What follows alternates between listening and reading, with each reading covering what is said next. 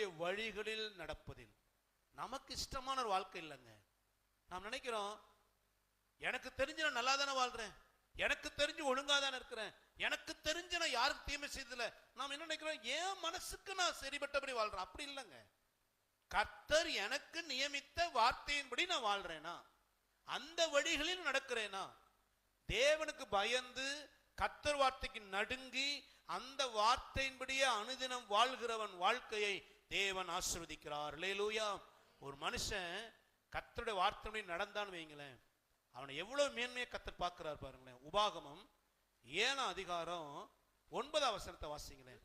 ஆகையால் உன் தேவனாகிய கர்த்தரே, உன் தேவனாகிய கர்த்தரே தேவன் என்றும், உன் தேவனாகிய கர்த்தரே தேவன் என்றும் தம்மில் அன்பு கூர்ந்து, நல்ல கவனிங்க, தம்மில் அன்பு கூர்ந்து தமது கற்பனைகளை கைக்கொள்கிறவர்களுக்கு, தம்முடைய கற்பனைகளை கைக்கொள்ளுகிறவர்களுக்கு அவர் 1000 தலைமுறை மட்டும் உடன்படிக்கையையும் தயவையும் காக்கிற உண்மையுள்ள தேவன் என்றும். நம்ம தேவன் எப்படிப்பட்டவரா, அவர் மேல அன்பு வச்சு அவர் கற்பனைனா இது இந்த கர்த்தருடைய வார்த்தை, இந்த வார்த்தையை கை கொண்டு இதுக்கு நடுங்கி இதன்படி ஒருத்தர் நடந்தா கர்த்தர் அவனை எத்தனை தலைமுறை வரைக்கும் நினைவுல விட்டுவாரா? நம்மளை கேட்டோன்னு வைங்களேன், நம்ம எத்தனை தலைமுறை ஞாபகமா சொல்லுவோம். நம்ம அப்பா அம்மா பேர் நமக்கு தெரியும், நம்ம அப்பாவோட அப்பா பேரு தெரியும், தாத்தாவோட அப்பா பேர் ஒரு சிலருக்கு தெரியும், தாத்தாவோட அப்பாவோட அப்பா பேரு 100ல் 1 ஆளுக்கு கூட தெரியுதுங்கிறது ஒரு 4 இல்ல 5 தலைமுறை வரைக்கும் தான் நமக்கு என்ன செய்யும் தெரியும். ஆண்டவர் சொல்றாரு, உன்னை 1000 தலைமுறை நான் பாதுகாக்க உண்மை இல்லவர். அல்லேலூயா. இது எவ்வளவு விசேஷம் பாருங்களேன். 1000 தலைமுறை நம்மளை ஆண்டு நினைவு கூறுவார். எதை வச்சு நினைவு கூறுகிறாரா? நாம கர்த்தருடைய வழிகளிலே அவருடைய கற்பனைகளுக்கும்படி நடப்பது. கொஞ்சம் நம்மளை ஆராய்ந்து பார்க்கணுங்க. வசனங்களை கேட்பது மாத்திரம் இல்ல, இந்த வசனத்தின்படி நடக்கிறோமா? இந்த வசனத்தின்படி ஒரு மனுஷன் நடந்தா, இந்த வசனத்துக்கு ஒரு மனிதன் நடுங்கி கொண்டிருந்தால் அந்த மனிதனை கர்த்தர் ஆசீர்வதிப்பார். அல்லேலூயா. இன்னைக்கு நிறைய நேரங்கள்ல மனுஷனுக்கு பயப்படுகிற பயம் கூட இந்த வசனத்துக்கு நம்ம பயப்படுறது இல்லை. மனுஷன் என்ன சொல்லிடுவானோ, ஐயோ இவங்க என்ன பண்ணிடுவாங்களோ, மனுஷனுக்கு பயப்படுறோம். ஒரு நன்மை நடக்கிறதுக்கு, ஒரு பிரச்சனை வராம இருக்கிறதுக்கு மனிதனுக்கு பயப்படுகிறோம். ஆனா கர்த்தர் வார்த்தை துணிகரமா மீறிடுறோம். இந்த வார்த்தைக்கு நம்ம மீறி மனம் போன போக்களை வாழ்ந்து விட்டு நம்ம என்ன செய்தாலும் கர்த்தரிடத்துல நன்மையை பார்க்க முடியாது. அல்லேலூயா, அல்லேலூயா. கர்த்தருடைய வழியில் நடப்பதுனா நான் எப்படி நடக்கணும், அதுக்கு நல்ல உதாரணம் தானியேலுங்க.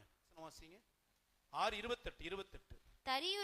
தரியுவின் ராஜ்யபார காலத்திலும் பெர்சியனாகிய கோரேசுடைய ராஜ்யபார காலத்திலும் தானியேலின் காரியம் ஜெயமா இருந்தது. இந்த தானியேல் பாபிலோனுக்கு அடிமையா கொண்டு போகப்பட்டவன். யாரா கொண்டு போகப்பட்டாரு? அடிமைனா எந்த விதமான வாழ்வாதாரம் அவருக்கு கிடையாது. அடிமை அப்படின்னு சொன்னா வாழ்க்கை ஒரு பெரிய கேள்விக்குறி. வாழ்க்கையில் எந்த உத்தரவாதம் கிடையாது, எதிர்காலத்துக்கு எந்த மேன்மை அவருக்கு கிடையாது. இன்னும் சொல்ல போனா அடிமைங்கிறது கேவலமான வாழ்க்கை.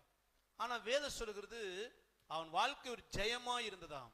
ராஜாக்கள் மாறினாங்க, அதிகாரிகள் மாறினாங்க, ஆனா தானியேல் வாழ்க்கை எப்படி இருந்துச்சு? ஆசீர்வாதம். இது என்ன காரணம்னா தானியேல் கர்த்தருக்கு உண்மையா இருந்தார். அல்லேலூயா. தானியேல் அரண்மனையில அரசாங்க வேலைக்காக அங்க ட்ரைனிங் கொடுக்கறாங்க. எல்லாருக்குமே அங்க சாப்பாடு ஒண்ணு போல கொடுக்கறாங்க, பாபிலோனிய சாப்பாடு. எல்லாரும் சாப்பிடுறான். ஆனா தானியேல் சொல்றான், இந்த சாப்பாடு என்ன செய்ய மாட்டேன், சாப்பிட மாட்டேன், இதனால நான் தீட்டுப்படக்கூடாது. ஏன் அப்படி சொல்ற? சாப்பாடு ஒரு மனுஷனை தீட்டுப்படுத்துங்களாங்க? புசிக்கிறது குடிக்கிறது என்னங்க தீட்டுப்படுத்தும்? இஸ்ரவேல் ஜனங்களுக்கு எதை சாப்பிடணும் எதை சாப்பிடக்கூடாதுன்னு சொல்லி கர்த்தர் பிரமாணங்களை கொடுத்திருக்கிறார். நீ இப்படித்தான் வாழணும்னு சொல்லி தனிப்பட்ட வாழ்க்கை குறித்து கர்த்தர் அநேக கற்பனை கொடுக்கும் பொழுது சாப்பிடுற விஷயத்துல கூட ஒரு பிரமாணத்தை கர்த்தர் கொடுத்திருந்தார். அதனாலதான் தானியேல் பார்க்கிறாரு, என் அனுதின வாழ்க்கையில நான் தீட்டுப்பற்றக்கூடாது, நான் பரிசுத்தமா வாழணும். ஏன்னா கர்த்தருடைய வார்த்தை என்னிடத்துல பரிசுத்தத்தை எதிர்பார்க்கிறது. அல்லேலூயா. இந்த வார்த்தைக்கு நடுங்கினாங்க.